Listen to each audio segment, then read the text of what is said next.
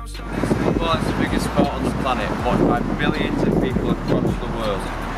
It's treated as religion in most countries and continues to entertain people around the world. But what impact has football had on us?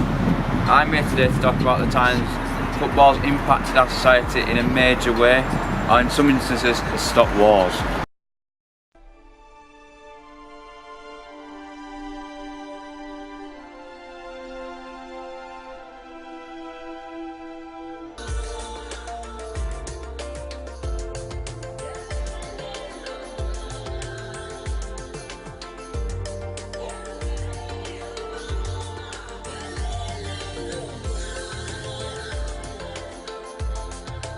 Ivory Coast 2005, a country torn into civil war.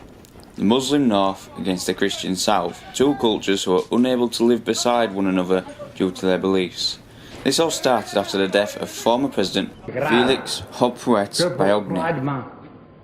D'abord vous-même, vous commencez pour vous entendre pour une Palestine et les autres qui soient en dehors. During his presidency, Felix managed to keep the country's ethnic tensions bottled up, so the country was at peace and the rift between the Muslims and the Christians was at an all-time low.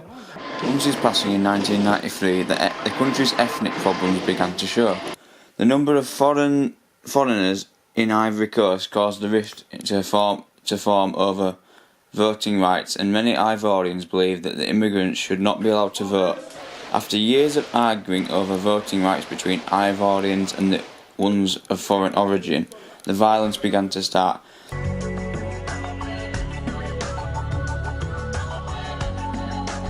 Bring on October 8th, 2005.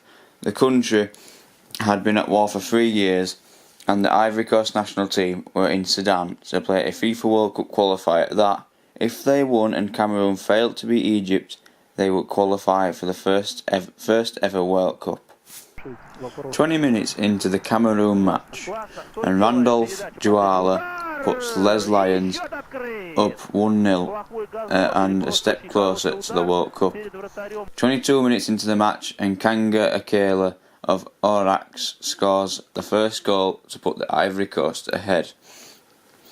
Aruna Dindane added a goal to make it 2-0 to the Ivory Coast, but the fans are not celebrating yet because at this current moment Cameroon are the country that will qualify. Aruna Dindane added his second of the game on 73 minutes, but Ivory Coast were still destined to miss out on the World Cup. Then, a miracle happened. Mohamed Shawki scored an equaliser for Egypt that sank Cameroonian hearts across the nation and lifted spirits of the Ivorians. But then, in the 94th minute, Cameroon were awarded a penalty and star man former Barcelona player Samuel Eto'o stood up to take it. In the eyes of the Ivorians, the dream was over. No matter if Ivory Coast won, they still wouldn't make it. But Ivory Coast were blessed with a second miracle, and Samuel Eto'o took and missed the vital penalty, and the whistle was blown. Cameroonian heartache and Ivorian ecstasy. Ivory Coast done it. The moment the country have made it to the World Cup.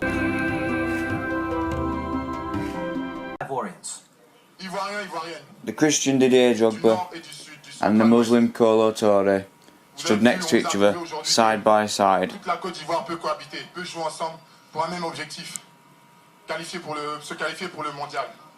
Got on their hands and knees and begged the country to stop the war for the World Cup, just to support their country through their first ever international tournament.